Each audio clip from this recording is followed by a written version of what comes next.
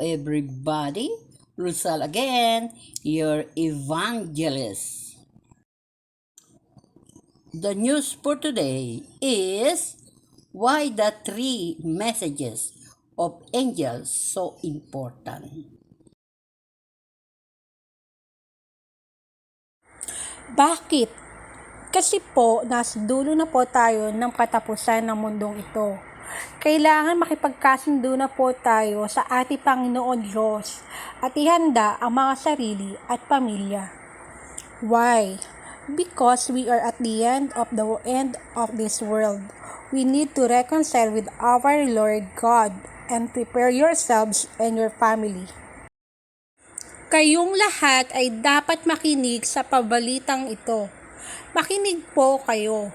Maraming mga tao ang nailigaw ni Satanas ng panahon na tayo po ay nasa ilalim ng mga Kastila. Alam ba ninyo kung ilang taon nabihag ang Pilipinas? Tayo po ay nabihag ng mga Kastila ng 333 na taon.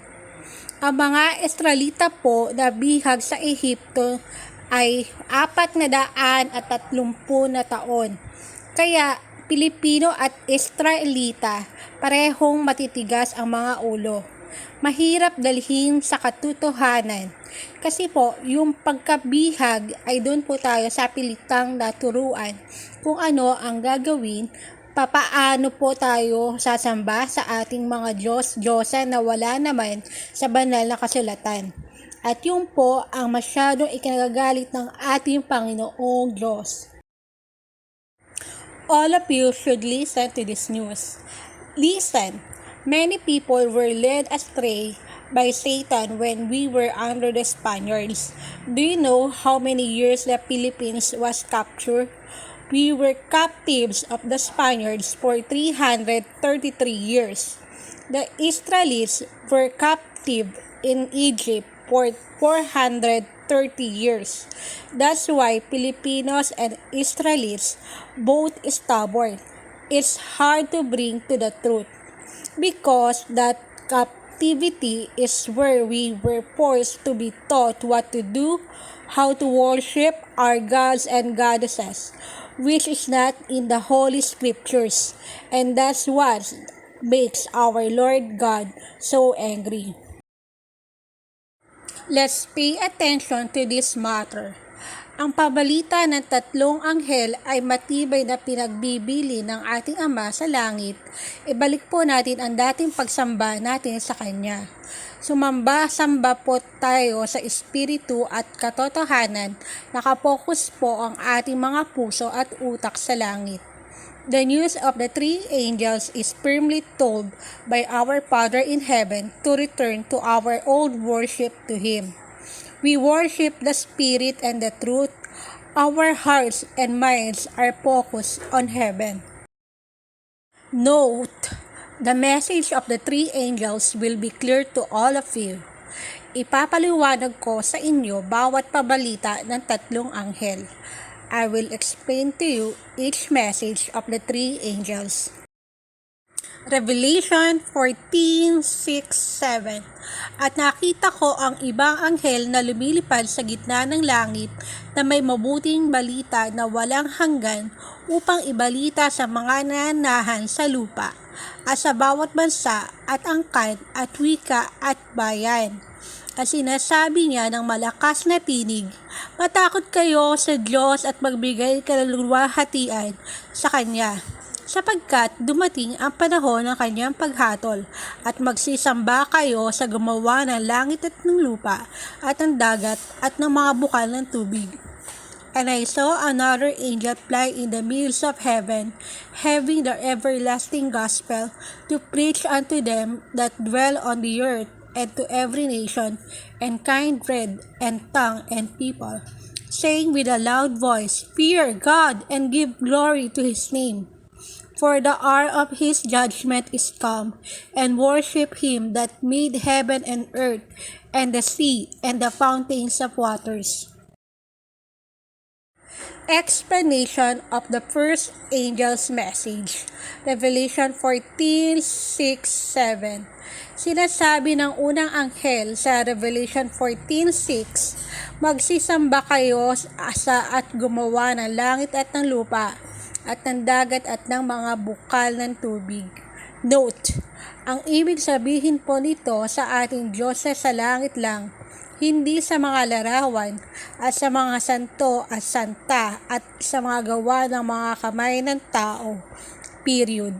The first angel says in Revelation 14:6, you shall worship the one who made the heavens and the earth and the sea and the fountains of water.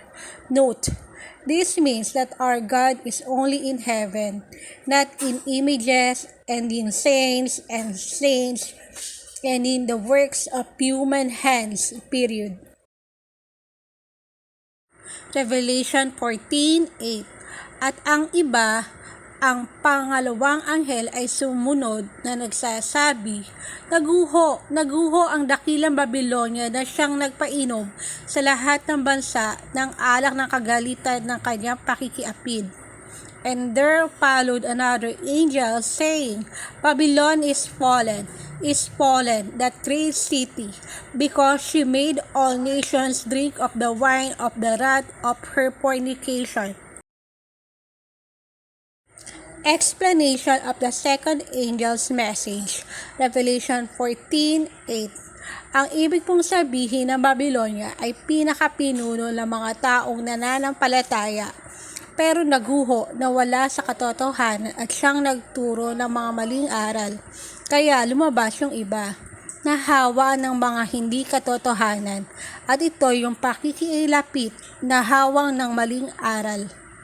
What is meant by Babylon is the most ruler of people who believe but fell away from the truth, and who taught false teachings, so others came out infected with untruths, and this fornication was infected with false teachings. The third angel, Revelation 14:9-10. At ang ibang anghel, ang pangatlo, ay sumunod sa kanila, na nagsasabi ng malakas na tinig, kung ang sino man ay sumasamba sa hayop at sa kanyang larawan at tumatanggap ng tanda sa kanyang noo o sa kanyang kamay, ay iinom din naman siya ng alak ng kagalitan ng Diyos na nahahandang walang halo sa inuman ng kanyang kagalitan. At siya'y pahihirapan ng apoy at asupre sa harapan ng mga banal na anghel at sa harapan ng kordero. Paliwanag sa ikatatlong anghel na pabalita. Napakaliwanag po. Kung ang sino man ay sumasamba sa hayop at sa kanyang larawan at nag-aantanda sa kanyang mga kamay, iinom din siya ng alak ng kagalitan ng Diyos, pahihirapan ng apoy at asupre. Nakita po ninyo sa galit ng ating Diyos sa mga sumasamba sa mga gawa ng tao. The third angel, Revelation 14:9-10. And the third angel followed them, saying with a loud voice, If any man worship the beast and his image, and receive his mark in his forehead or in his hand, the same shall drink of the wine of the wrath of God, which is poured out without mixture into the cup of his indignation, and he shall be tormented with fire and brimstone in the presence of the holy angels and in the presence of the Lamb. Explanation of the third angel's message is so bright. If anyone worship the beast and its image and lays hands on it, he will drink the wine of God's wrath, will be tormented by fire and brimstone. You have seen the anger of our God against those who worship the works of man. Many times have been written about the three angels' message, and they mean the same thing. Katulad ng sinabi ko sa simula pa lang ng isinulat, kung pong itong pabalita ng tatlong anghel ay iisa po ang kanilang pabalita, silang tatlo. Matakot at ibalik po natin ang tunay na pagsamba sa ating Panginoong Diyos. Like I said in the first I wrote, This news of the three angels is the same news, the three of them. Be afraid and let's return to the true worship of our Lord God. It is better to follow what the three angels say so that we can be given eternal life. Ngayon po ba ay naluwanagan na po kayong lahat? Babaguhin niyo na ba ang pagsamba sa ating Diyos? Hindi na kayo sasamba sa mga gawa ng kamay ng tao, kundi diretso na po tayong magdadasal sa itaas. Now that you are all enlightened, will you change the worship our God? You will no longer worship the works of human hands, but diretso we will pray above. The Lord Jesus Christ visited me in my dream.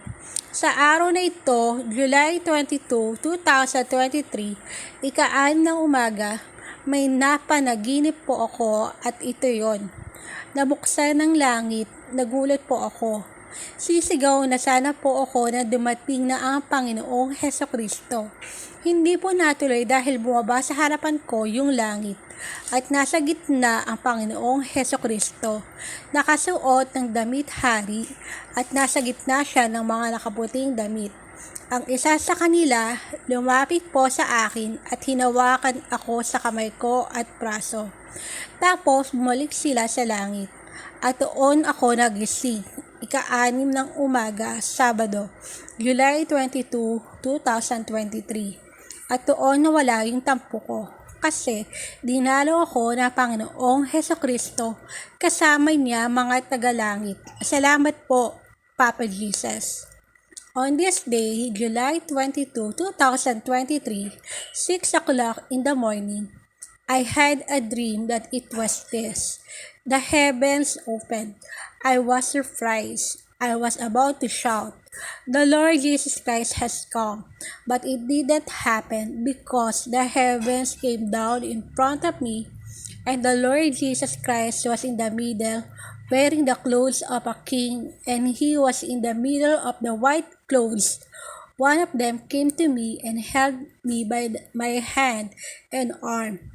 Then they returned to heaven, and that's when I woke up at 6 o'clock in the morning, Saturday, July 22, 2023. And that's when I lost my composure because the Lord Jesus Christ visited me with His people from heaven. Thank you, Papa Jesus.